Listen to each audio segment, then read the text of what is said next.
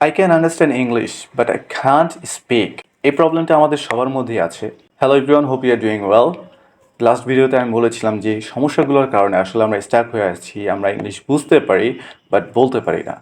এই সমস্যা অনেকের মধ্যে আছে।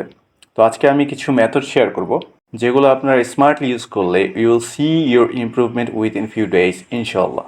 সো শুরু করার আগে বলবো, যদি কেউ ওয়ান টু ওয়ান স্পিকিং করতে চান তাহলে আমার স্ক্রিনে দেওয়া নাম্বারে যোগাযোগ করতে পারেন।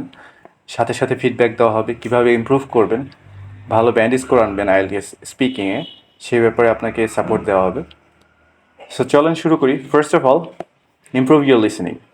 Try to listen more and more. Try to listen different kind of accents. You can listen podcast, you can listen TED Talk, you can watch movies as well.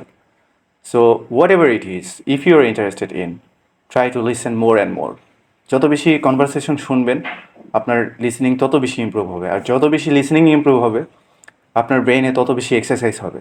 এখন এটার সাথে কানেক্ট করে 2 নম্বর পয়েন্টে আসি, brain exercise. Try to think everything in English around you.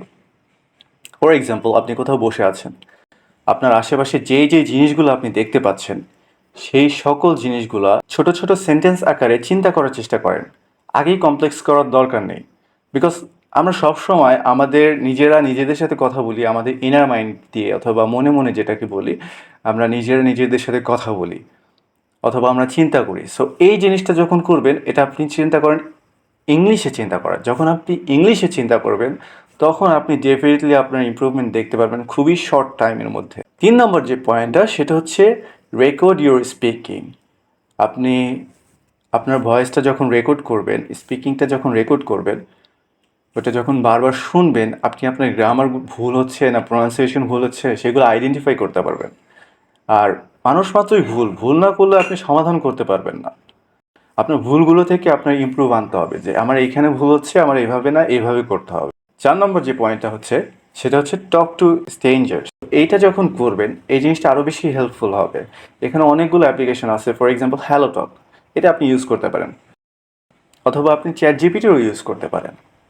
And finally, never feel shy. আপনি যদি লজ্জাবোধ করেন, আপনি কখনো ইমপ্রুভ করতে পারবেন না। আপনার প্রথমে লজ্জা ভাঙতে হবে। আপনি জানেন আপনি ভুল করতেছেন, আপনার গ্রামার ভুল হচ্ছে, প্রোনাউন্সিয়েশন ভুল হচ্ছে, কে কী বললো, কে কী হাসলো, এগুলো কেয়ার করেন না। যদি এগুলো কেয়ার না করে আপনি নিজের স্পিকিংয়ে মনোযোগ দিতে পারেন, ইনশাল্লাহ you will see your differences, you will see your improvement. Alright, that's all for today. If you think this video is helpful, please keep supporting. Thank you.